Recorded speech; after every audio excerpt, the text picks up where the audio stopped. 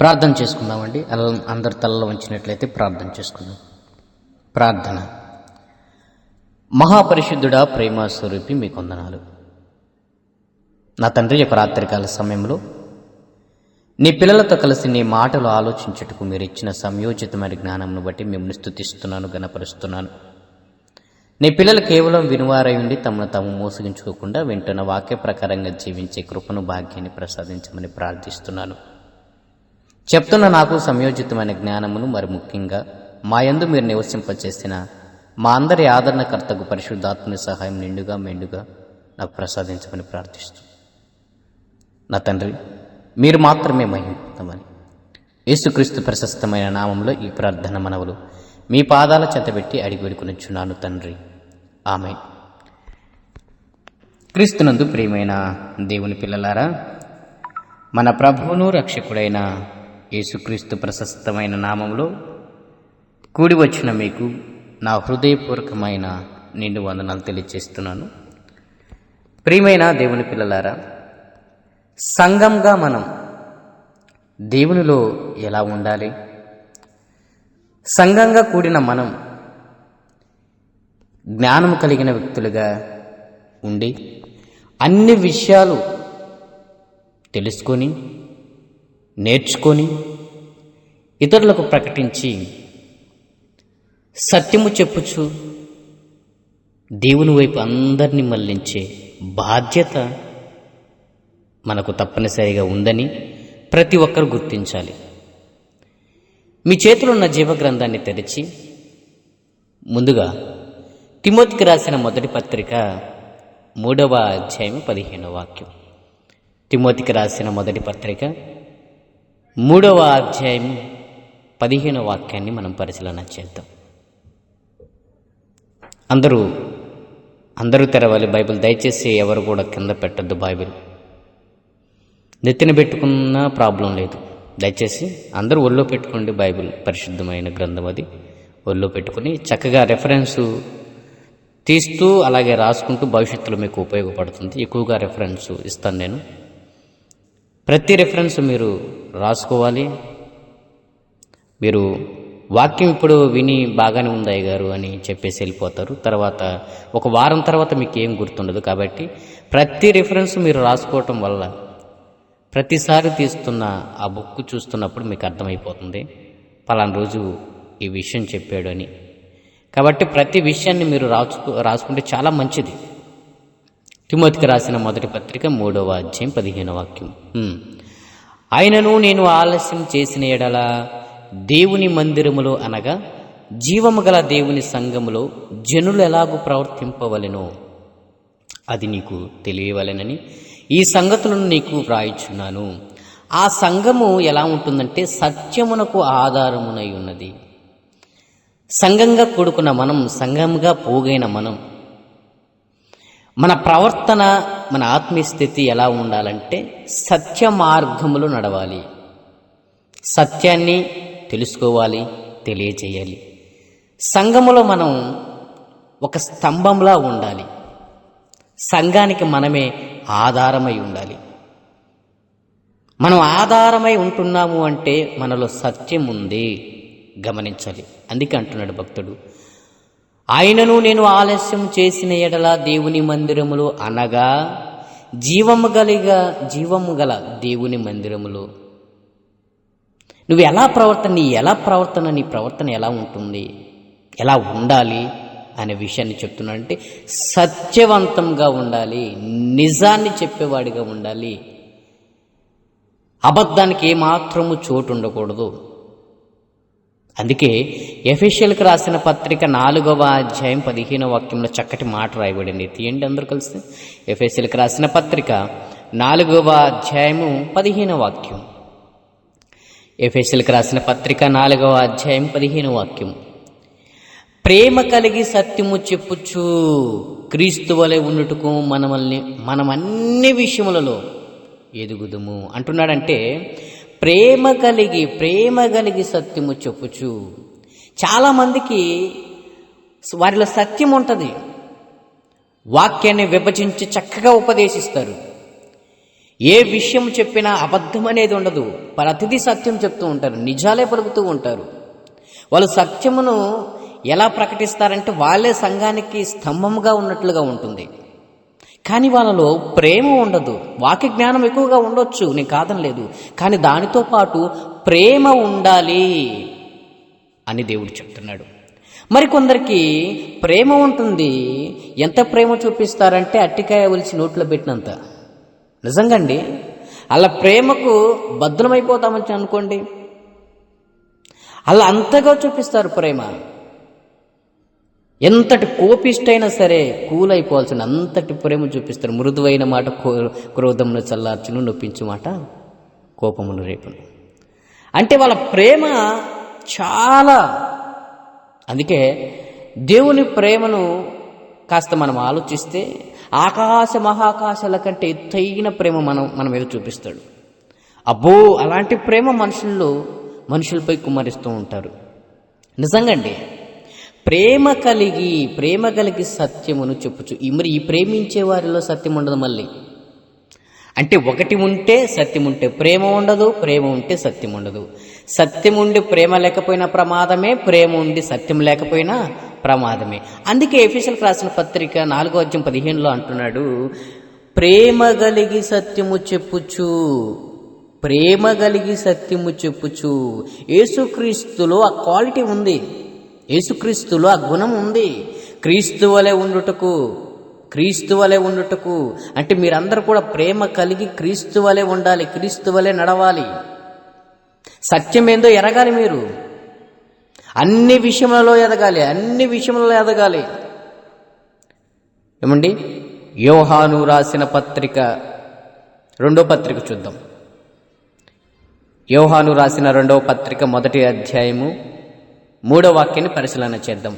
యోహాను రాసిన 2వ పత్రిక 1వ అధ్యాయము 3వ వాక్యం. యోహాను రాసిన 2వ పత్రిక 1వ అధ్యాయము 3వ వాక్యం. సత్య ప్రేమలు మన యందుండగా తండ్రి అయిన దేవుని యొద్ద నుండి, తండ్రి యొక్క కుమారుడకు యేసుక్రీస్తుని వద్ద నుండి కృప, కనికరమును, సమాధానమును మనకు తోడగును. అంటే కృప ఎలా వస్తుంది అంటే సత్య ప్రేమలు ఉండే ప్రతి ఒక్కరి ఎడల దేవుని కృప అత్యధికముగా ఉంటుంది. అంటే సత్య ప్రేమలు లేని వారి ఎడల దేవుని కృప ఉండదా? వారి ఎడల కూడా దేవుని కృప ఉంటుంది. కానీ సత్య ప్రేమలు కలిగిన వారు దేవుని కృపను అనుభవిస్తున్నారని, దేవుని కృపను పొందుకుంటున్నారని, దేవుని కృపను ఉపయోగించుకుంటున్నారని. ఇందాక భక్తుడు సహోదరుడు ప్రార్థనలో ఒక చక్కటి మాట పలికాడు, దేవా నీ కృపను ఉపయోగించుటకు మాకు నేర్పించుము అని. అంటే ఎలా ఉపయోగించుకోవాలో నీ కృప మాకు నేర్పించు. ఏమంటే అందరి ఎడల దేవుని కృప ఉందండి, అందరి ఎడల దేవుని కృప ఉంది. ఆయన కృప ఎంతదో ఒకసారి మనం వాక్యాన్ని ఆలోచిస్తే ఆకాశ మహాకాశాల కంటే ఎత్తైనది ఆయన కృప. ఏమండి, రెఫరెన్స్ తెలుసు కదా, చూద్దామండి. కీర్తనల గ్రంథం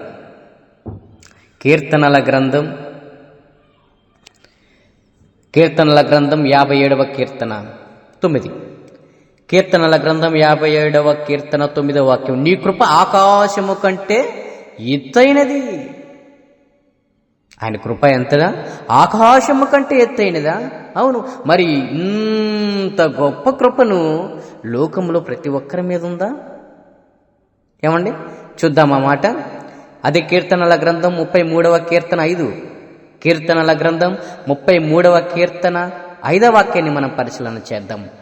ఆయన నీతి న్యాయములను ప్రేమించుచున్నాడు, లోకము యెహోవా కృపతో నిండి ఉన్నది. దేవుని కృప లోకమంతా నిండి ఉన్నదంట. లోకమంతా నిండి ఉన్న ఆయన కృప లోకంలో ఏం చేస్తుంది ఆయన కృప? అదే కీర్తన గ్రంథంలోనే 86కు రండి. 86వ కీర్తన 13వ వాక్యం. కీర్తనల గ్రంథం 86వ కీర్తన 13వ వాక్యాన్ని పరిశీలన చేద్దాం. ప్రియమైన దేవుని పిల్లలారా, చూద్దాం. కీర్తనల గ్రంథం 86వ కీర్తన 13వ వాక్యం, ప్రభువా నా దేవా, నా ఎడల నీవు చూపిన కృప అధికమై ఉన్నది, పాతాళపు అగాధం నుండి నా ప్రాణమును తప్పించి ఉన్నది. ఈ భూమి మీద మనుషుల ప్రాణమును, పాతాళానికి పోతున్న ప్రాణములను తప్పించగలిగినంతటి కృప. ఏమండి, ఆయన కృప ఎంత అధికమైనదంటే నీ ప్రాణం పాతాళానికి వెళుతుంటే దాన్ని తప్పించగలిగినంత కృప. మరి అందరూ పొందుతున్నారు ఆ కృపను? ఏమండి, ఆ కృప యుగ యుగాలు ఉంటుందంట. అదే కీర్తనల గ్రంథం 103వ కీర్తన 18వ వాక్యాన్ని పరిశీలన చేద్దామా? కీర్తనల గ్రంథం 103వ కీర్తన 18. ఆయన కృప యుగ యుగములు నిలుచును. ఆయన కృప యుగ యుగాలు నిలుస్తుందంట. మరి అంతటి కృప ఈ భూమి మీద ఉన్న మనకు ఇస్తే ఎందరూ ఉపయోగించుకుంటున్నారు? ఎందరూ ఉపయోగించుకుంటున్నారు? ఏమండి, సాధారణమైన కృప అందరి మీద ఉందండి. ఆయన కృప అందరి మీద ఉంది, కానీ ఎందరూ ఉపయోగించుకుంటున్నారు? చాలామంది దాన్ని కాళ్ళదన్నుతున్నారు. చాలామంది దాన్ని ఉపయోగించుకోవట్లేదు, వాడుకోవట్లేదు. ఆయన కృపను పొందకుండా పాతాళానికి వెళ్ళిపోతున్న ప్రజలు మనం ఈ భూమి మీద చూస్తున్నాం. ఏమండి, యూదా రాసిన పత్రిక 1వ అధ్యాయము 4వ వాక్యం. 1వ అధ్యాయం ఉంటుంది, యూదా పత్రిక 1వ అధ్యాయము 4. యూదా పత్రిక 1వ అధ్యాయం 4వ వాక్యాన్ని ఒకసారి మనం పరిశీలన చేద్దామా? ఏలయనగా కొందరు రహస్యముగా జొరబడి ఉన్నారు, వారు భక్తిహీనులై మన దేవుని కృపను కామాతురత్వమునకు దుర్వినియోగపరచుచు మన అద్వితీయ నాథుడు ప్రభు అయిన యేసుక్రీస్తును విసర్జించుచున్నారు. ఈ తీర్పు పొందుటకు వారు పూర్వమందే సృజింపబడిన వారు. ఏమండి, ఇక్కడ చక్కటి మాట ఏంటంటే, భక్తిహీనులైన వారు దేవుని కృపను దుర్వినియోగపరుచుచున్నారు. దుర్వినియోగం అంటే ఉపయోగించుకోవట్లేదు, కామాతురత్వమునకు ఉపయోగించుకుంటున్నారు. ఏమండి, ఇక్కడ అంటున్నాడు, చాలామంది దేవుని కృపను దుర్వినియోగపరుచుచున్నారు అంటే ఉపయోగించుకోవట్లేదు. జ్ఞానులైన వారు కానివ్వండి, సామాన్యులైన వారు కానివ్వండి, పిల్లలైన కానివ్వండి, పెద్దలైనా కానివ్వండి, ఎవరైనా సరే దేవుని కృపను పొందలేకుండా ఉంటున్నారు. అంతేకాకుండా దేవుడే లేడని బుద్ధిహీనంగా మాట్లాడుతున్నారు. ఆయన కృపను నిత్యంగా అనుభవిస్తూనే ఉన్నారు, దేవుడు లేడని మళ్ళీ మాట్లాడుతున్నాడు. అందుకే ఇక్కడ అంటున్నాడు, విసర్జించుతున్నారు, యేసుక్రీస్తును విసర్జించుతున్నారు. ఆయన కృపను పొందటమే కాకుండా దేవుణ్ణి విసర్జించుచున్నారు. ఎవరికి తెలియట్లేదు, దేవుని కృప అంతటా ఉన్నది, కానీ ఎందరు ఉపయోగించుకుంటున్నారు? దుర్వినియోగపరుచుకుంటున్నారు చాలామంది. ఎవరు ఉపయోగించుకుంటున్నారు? ఏమండి,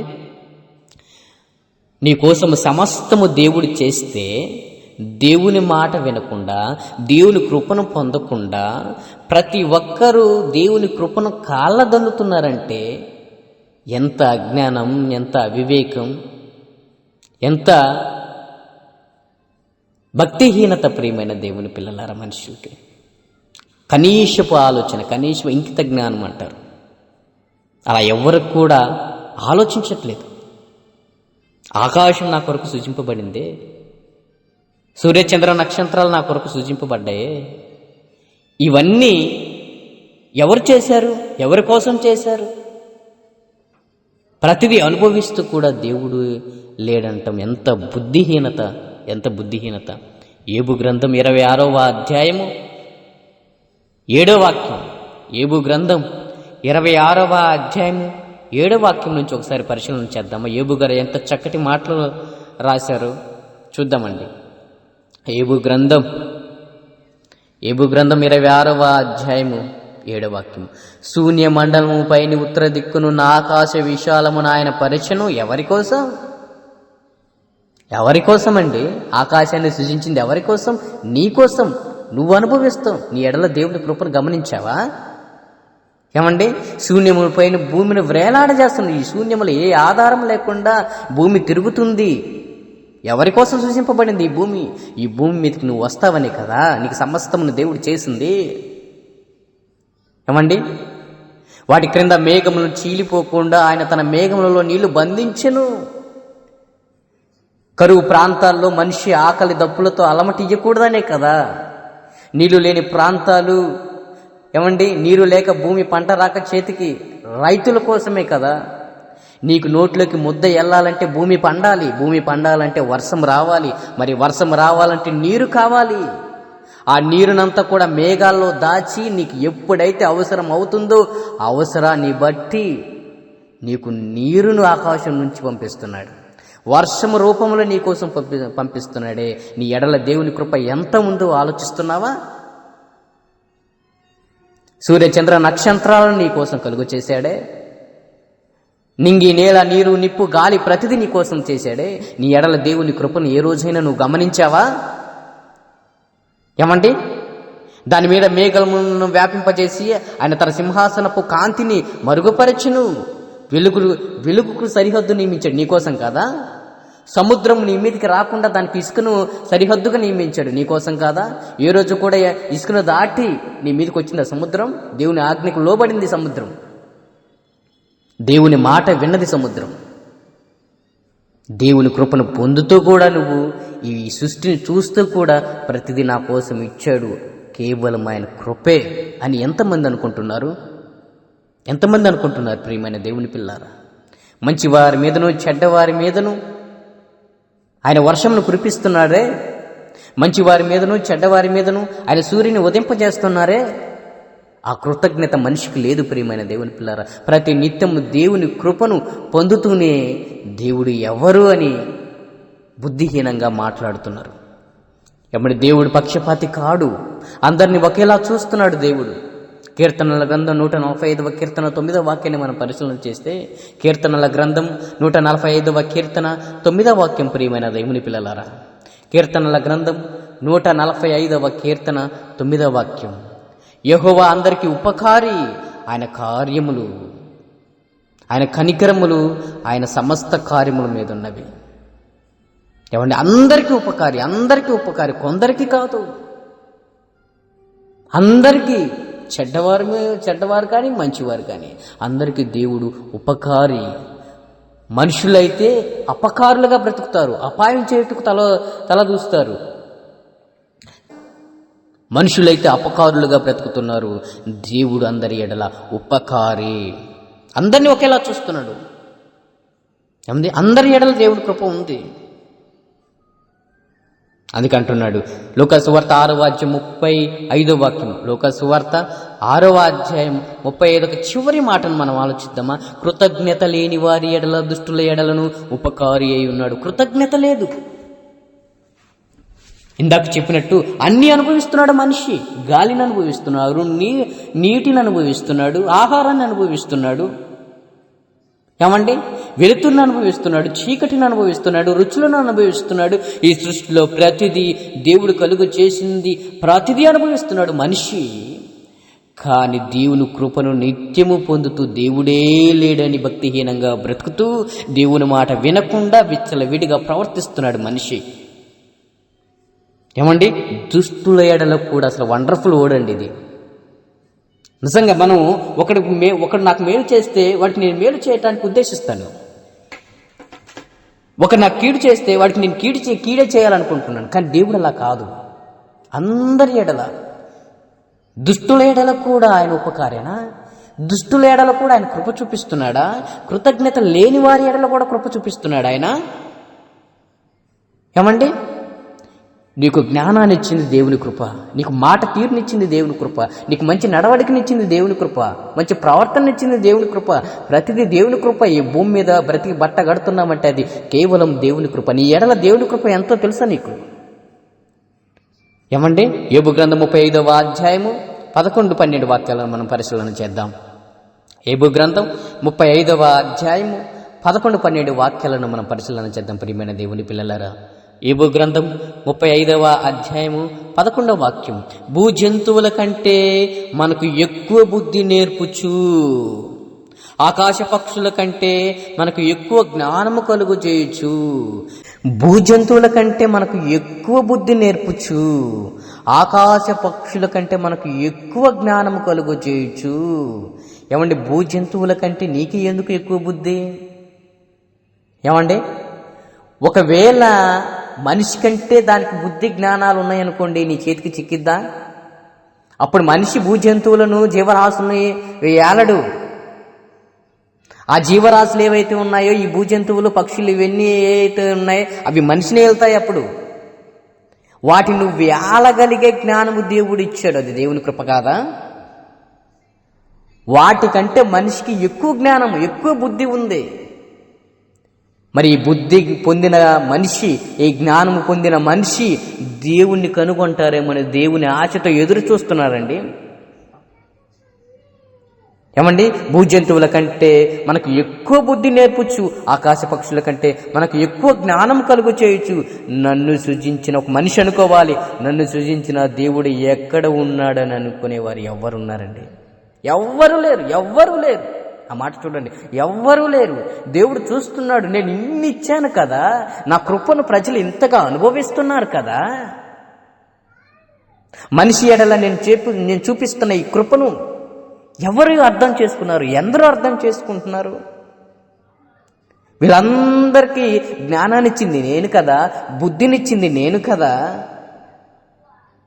అందరికీ వర్షాన్ని ఇస్తున్నాను, ఆహారం ఇస్తున్నాను. అపొస్తలుల కార్యములు 14వ అధ్యాయం 17వ వాక్యం మీకు తెలిసిన విషయం అది. చూడండి ఒకసారి, అపొస్తలుల కార్యములు 14వ అధ్యాయము 7వ వాక్యం చూద్దామా? ఆయన ఆకాశం నుండి మీకు వర్షమును ఫలవంతములైన ఋతువులను దయచేయచ్చు, ఆహారమును అనుగ్రహించుచు, ఉల్లాసంతో మీ హృదయంలో నింపుచు, మేలు చేయుట చేత తనను గూర్చిన సాక్ష్యమే లేకుండా చేయలేదని బిగ్గరగా చెప్తా. అన్నీ అనుభవిస్తున్నాడు. ఇందులో కూడా సాక్ష్యము లేకుండా చేయలేదని బిగ్గరగా, దాని గురించిన సాక్ష్యము ఎవరిస్తున్నారు చెప్పండి? బిగ్గరగా కేక వేస్తున్నట్టే ఎవరున్నారు సాక్షులుగా? ఆయనకి అన్నీ అనుభవిస్తున్నారు. వర్షమును అనుభవిస్తున్నారు, ఆహారమును అనుభవిస్తున్నారు, ఋతువులను అనుభవిస్తున్నాడు. ఆహారము తిని హృదయాన్ని ఉల్లాసంతో నింపుకుంటున్నారంట, చాలా సంతోషిస్తున్నారంట. కానీ ఇది దేవుని వలన కలిగిన కార్యం, ఇది దేవుని కృప వలన కలిగింది అని ఎందరూ ఆలోచిస్తున్నారు చెప్పండి? నీ ఎడల దేవుని కృప ఎంతో తెలుసు. ఆలోచించండి ప్రియమైన దేవుని పిల్లలు. అన్నీ పొందుతాం. అన్ని దేవుడిచ్చింది మంచికే, కానీ చాలామంది దాన్ని చెడుకు ఉపయోగించుకుంటున్నారు. నీ ఎడల దేవుని కృప చాలా గొప్పది ప్రియమైన దేవుని పిల్లలారా. కానీ దేవుడి మాట వినకుండా, దేవుడు చెప్పిన విషయాలను వాటిని బట్టి అవలంబించకుండా, దేవుడు చెప్పినట్లు నడవకుండా, దేవుడి మాటను ధిక్కరించి కాలదన్ని నీ ఇష్టానుసారంగా నువ్వు బ్రతుకుతూ దేవుని కృపను అనుభవిస్తూ కూడా దేవుడు లేడనే ఆ అబద్ధపు మాయలో నువ్వు పడ్డావు. చూసావా? దేవుడు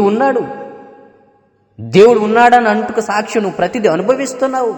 ఈరోజు క్షేమంగాను సురక్షితంగాను ఎటువంటి అపాయం సమీపించకుండా దేవుడు నిన్ను కాస్తున్నాడు. అది నీకు తెలుసా? నీ ఎడల దేవుని కృప ఎంత ఆలోచిస్తున్నావు ప్రియమైన దేవుని పిల్లారా? ఏమంటే ఏ రోజైనా సరే గుట్కా ఆరోగ్యానికి చిట్కా అని ఎవరైనా చెప్తారా? దేవుడు నేను గుట్కా తినమన్నారా? నీకు అది ఆరోగ్యంగా ఉంటుందిరా బాబు అని అంటున్నాడా? కొన్ని ప్రజలు ఎవరైనా చెప్తారా గుట్కా ఆరోగ్యానికి చిట్కారని ఆయన తినేసి అంటారా ప్రజలు? ఏమండి, కైనీ ప్యాకెట్ మీద కానీ, ఆ పొగాకు ప్యాకెట్ల మీద కానీ తేలు బొమ్మ ఒకటి వేస్తారు. తింటే తేలు, తినకపోతే మేలు.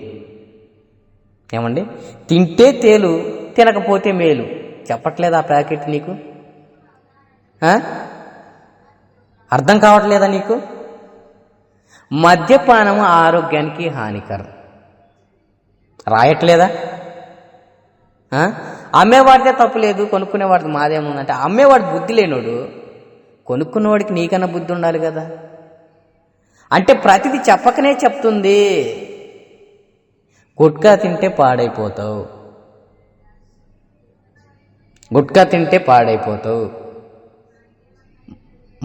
మద్యం సేవిస్తే నీ ఆరోగ్యం చెడిపోతుంది, నీకు అది హాని. ఏమండి, ఈ కైని ప్యాకెట్లు ఏవైతే ఈ లోక సంబంధమైన మనిషి బానిసగా ఉన్నాడో వీటన్నిటిని గురించి ఆ వస్తువులే చెప్తాయి, తినొద్దురా, తినొద్దు, తింటే ఇలా అవుతుంది. ఆ బొమ్మలు కూడా వేస్తారు వాటి మీద, ఆ ప్యాకెట్ల మీద, ఇదిగో తింటే ఇలా అవుతుంది నోరు, నీకు క్యాన్సర్ వస్తుంది, అన్నీ రాసి పెడతారు. అన్నీ రాస్తూ అన్నీ చూస్తూ కావాలని మనిషి చేస్తూ ఉంటాడు. అలాగే దేవుడిచ్చిన ప్రతి వస్తువును మనిషి అనుభవిస్తూ, దేవుని నమ్ముకుండ్రా, మంచి మార్గంలో నడవండ్రా, దేవుని యొద్దకు వచ్చే ఆలోచన మీకు ఉండాలరా. ప్రతి ఒక్కరికి దేవుడు ఎక్కడి నుంచి వచ్చాడో తిరిగి అక్కడికి వెళ్ళాలరని ఎంతమంది ఆలోచిస్తున్నారు? దేవుని కృపను పొందుతూ కూడా, అనుభవిస్తూ కూడా దేవుడే లేడని బుద్ధిహీనంగా మాట్లాడతారే, దేవుడు మాకు ఏం చేశాడని అంటారే. ఏమండి, అసలు ఈ లోక సంబంధమైనవి ఈ బానిసలుగా మారారు చూడు. ఈ పనికి మాలిన గుట్కాలు, ఖైనీలు, సిగరెట్, తంబాకు, పాన్ మసాలా, ఏమండి మద్యపానం, వీటికి బానిసయ్యి ఏమిరా అవి తినకపోతే ఏమి చస్తావా? అది మంచిదా? దేవుడు ఇన్ని మంచి పెట్టాడు కదరా, ఎన్ని ఫలాలు, ఎన్ని రకముల ఫలాలు సృష్టిలో ఉన్నాయి, ఎన్ని తినకూడదు? అసలు ఈ లోకం దేవుడు సృజించేటప్పుడు ప్రతిదీ మంచిదనే చెప్పాడుగా. ఆదికాండం 1వ అధ్యాయం 31వ వచనంలో చూద్దాం ఒకసారి. దేవుడు తను చేసిన యావత్తు అది మంచిది, ప్రతిదీ మంచిదే. ఆ మంచిది తీసుకొని దాన్ని అనుభవించరా అంటే, చెడ్డ వాటిని తీసుకొని అనుభవిస్తామండి. ఏమండి, అవి దేవుడే సృజించాడండి, దేవుడు ఈ లోకంలో పెట్టకపోతే మనకు ఎలా తెలుస్తుందండి? దేవుడు పెట్టింది వేరే అర్థంతోరా, కానీ నువ్వు దాన్ని అపార్థం చేసుకొని నీ ఇష్టానుసారంగా ఏదో మత్తు పదార్థాలను తయారు చేసుకొని నువ్వు జీవిస్తున్నావు. ఉదాహరణకి తాడి చెట్టు ఉంది, అది నీకు సలవుకు పనికి వస్తుంది, చక్కటి నుంజలు తినొచ్చు, తాటికాయలు, అది నీకు ఆరోగ్యకరంగా ఉంటుంది. దాంట్లో మరి నువ్వు కుండ తగిలిచ్చి కళ్ళు పెట్టి దాంట్లో మత్తేసి ప్రజలను నాశనం అయిపోతుల్లా. నిన్ను అలా చేయమన్నారా? ఎరా అంటే ఆలోచించండి ప్రియమైన దేవుని పిల్లలారా. అంటే వాడికై వాడు చేసుకుంటూ, వాడికై వాడు చెడిపోతూ దేవుని మీద నిందేస్తాడే. పొగాకు దేవునిది కదండి, దేవుడు చేయకపోతే ఎట్లా వచ్చింది? పొగాకు ఒక అర్థం ఉందిరా. ఆ రోజుల్లో మత్తు పదార్థానికి దాన్ని ఉపయోగిస్తారు. కేవలం అది డాక్టర్లు ఉపయోగించాలి, మత్తు పదార్థాల కోసమే ఉపయోగించాలి. కానీ ఇప్పుడు ప్రతి వాడు ఉపయోగించుకుంటున్నాడు. అది దేవుళ్ళు ఎలా తప్పైతే అర్థమవుతుందా? ఇప్పుడు నీ భాష ఎలా ఉందంటే, మంచిది ఇస్తే చెడుకు ఉపయోగం. ద్రాక్ష రసం అనేది మంచిది, దాన్ని పుల్లబెట్టి 4-5 రోజులు పెట్టి పులిసేదాకా ఉంచి దాంట్లో రకరకాల కెమికల్ వేసి మనిషిని మత్తు పదార్థంగా తయారు చేసి మనిషిని బానిసగా చేస్తుంది. అది ఏమండి, దానికి ఆకర్షించిపోయి ఆరోగ్యం అంతా పాడు చేసుకుంటాడు. ద్రాక్షరసం అనేది మంచిదే కానీ చెడుకు ఉపయోగించుకున్నారు. తాటి చెట్టు మంచిదే కానీ చెడుకు ఉపయోగించుకున్నారు. అర్థమా? పొగాకు అనేది మంచిదే కానీ చెడుకు ఉపయోగించుకున్నారు. ప్రతిదీ దేవుడు మంచిదనే సూచించాడు. ఆదికాండం చక్కగా చెప్తుంది కదా. 31వ వచనం, దేవుడు తను చేసిన యావత్తును చూసినప్పుడు అది చాలా మంచిదని చెప్పట్లే ఇక్కడ, చాలా మంచిది. మరి అంత మంచి సృష్టిని అనుభవిస్తూ, దేవుని కృపను అనుభవిస్తూ కూడా నువ్వు దేవునికి విరోధంగా బ్రతికి తెలివిలేనోడిగా, పశుప్రాయుడిగా బ్రతుకుతున్నారు అండి. ఆలోచించండి ప్రియమైన దేవుని పిల్లలారా. దేవుడు అన్నీ ఇచ్చాడు, కానీ మనిషి అనుభవిస్తున్నాడు. ప్రతిదీ అనుభవిస్తూ కూడా దేవుడు లేడంటున్నాడు. దేవుని మాట వినట్లా. తినొద్దురా అంటే తింటున్నాడు, దాన్ని చేయొద్దురా అంటే చేస్తున్నాడు, దాన్ని ఉపయోగించొద్దురా అంటే ఉపయోగిస్తున్నాడు. ఏమండి, ద్వితీయోపదేశకాండం 30వ అధ్యాయం 15వ వాక్యం. ద్వితీయోపదేశకాండం 30వ అధ్యాయం 15వ వచనం. ప్రియమైన దేవుని పిల్లలారా, నేడు నేను జీవమును, మేలును, మరణమును, కీడును నీ ఎదుట ఉంచి ఉన్నాను. దేవుడు ప్రతి ఒక్కరి ఎదుట మేలును ఉంచాడు, కీడును ఉంచాడు, మరణమును ఉంచాడు, మేలును ఉంచాడు. నిన్ను పలాంది చేయమని బంధించలేదు, స్వేచ్ఛా జీవితం ఇచ్చాడు. ఆయన కృపను ప్రతిదీ నువ్వు అనుభవిస్తున్నావు ప్రతిరోజు. అనుభవిస్తూ ఆయన నీకు చెప్పిన విషయాల్లో ఒకటి ఆలోచించు. మేలునే కోరుకోమని దేవుడు చెప్పాడు. నువ్వు లేఖనాలన్నీ తిరగేయండి. నువ్వు మంచిగా బ్రతుకు, జీవ మార్గముని ఎంచుకో, మరణ మార్గాన్ని ఎంచుకోవద్దు. నువ్వు మేలునే ఎంచుకో, కీడుని ఎంచుకోవద్దు అని దేవుడు ప్రతి మనిషికి అన్ని విషయాలు చెప్పాడు. మేలు ఏంటో చెప్పాడు, కీడేంటో చెప్పాడు, జీవం ఏంటో చెప్పాడు, మరణం ఏంటో చెప్పాడు. అన్ని విషయాలు చెప్తూ నీ ఎదుట ఉంచి ఏది ఎంచుకుంటావో ఎంచుకోమన్నాడు. కానీ దేవుని ఉద్దేశం నువ్వు బాగుండాలని, నువ్వు బాగుపడాలని, నువ్వు దేవుని ఉండే చోటికి రావాలని, ఈ సృష్టి అంతా కూడా నీ కోసమేనని. దేవుని ఆలోచన నీ మీద అధికంగా ఉంది, ఆయన కృప నీ మీద అధికంగా ఉంది. కానీ ఎవ్వరు మాట వినటం లేదు. ప్రియమైన దేవుని పిల్లలారా, ఏమండి, ఆయన కృప ఎంత అధికమో, ఆయన కృపను పొందుతూ కూడా ఈరోజు చాలామంది ఆయన కృపను ఉపయోగించు దేవుడే లేడని ఈరోజు చాలామంది ప్రియమైన దేవుని పిల్లరా దేవునికి విరోధంగా మారిపోతున్నారు. ఈరోజున యవనస్తులు లోకంలో ఎలా పాడైపోతున్నారు, లోకంలో ఎలా జీవిస్తున్నారు, ఎన్నిటికీ బానిస అయిపోతున్నారు. దేవుడు చెప్తున్న మాట వినకుండా విచ్చలవిడిగా ఎలా ప్రవర్తిస్తున్నాడు. రేపటి దినాన అన్ని విషయాలు మనం మాట్లాడుకుందాం ప్రియమైన దేవుని పిల్లలు, అన్ని విషయాలు మాట్లాడుకుందాం. ప్రార్థన. మహాపరిశుద్ధుడ, ప్రేమ స్వరూపి, మీకు వందనాలు. నీకు రాత్రికాల సమయంలో నీ పిల్లలతో కలిసి నీ మాటలు ఇంతవరకు ఆలోచించాం. నిజమే నాయన, నీ కృపను ప్రతి ఒక్కరూ అనుభవిస్తూ కూడా నాయన నీవు లేవని విచ్చలవిడిగా ప్రవర్తిస్తూ వాళ్ళ ఇష్టానుసారంగా బ్రతుకుతున్న నీ పిల్లల ఎడల నీ కృప ఎంత ఉన్నతమో నాయన. దుష్టుల ఎడల కూడా నీ కృపను చూపిస్తున్నావు. అందరికీ సమానంగా నీ కృపనిస్తున్నావు నాయన. అందుని బట్టి మేము స్తుతిస్తున్నాను. రేపటి దినాన అన్ని విషయాలు ప్రభా, ఈ లోకములో నీ పిల్లలైన వారు ఇన్నిటికి బానిసై చెప్పిన మాట వినకుండా శాపాన్ని అనుభవిస్తున్నారు. రేపటి దినాన మేము నేర్చుకున్నట్టుకు సహాయం దయచేయమని ప్రార్థిస్తున్నాను. యేసుక్రీస్తు ప్రశస్తమైన నామంలో ఈ ప్రార్థన మనవులు మీ పాదాలు చెంతబెట్టి అడిగి వేడుకొనిచున్నాను తండ్రి. Amen, amen. అందరికీ వందనాలు. God bless you all. Thank you.